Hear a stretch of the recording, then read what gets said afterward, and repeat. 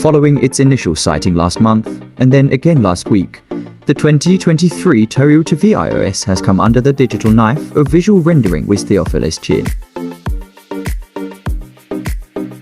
The next generation Toyota Vios sheds more of its camouflage ahead of what's expected to be a global debut in August.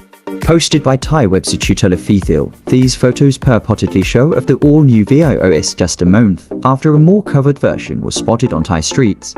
According to the website, the Vios will launch with a choice between a 1.2-litre naturally aspirated 4-cylinder engine or a 1.5-litre hybrid because of Thailand's unique ECO car program.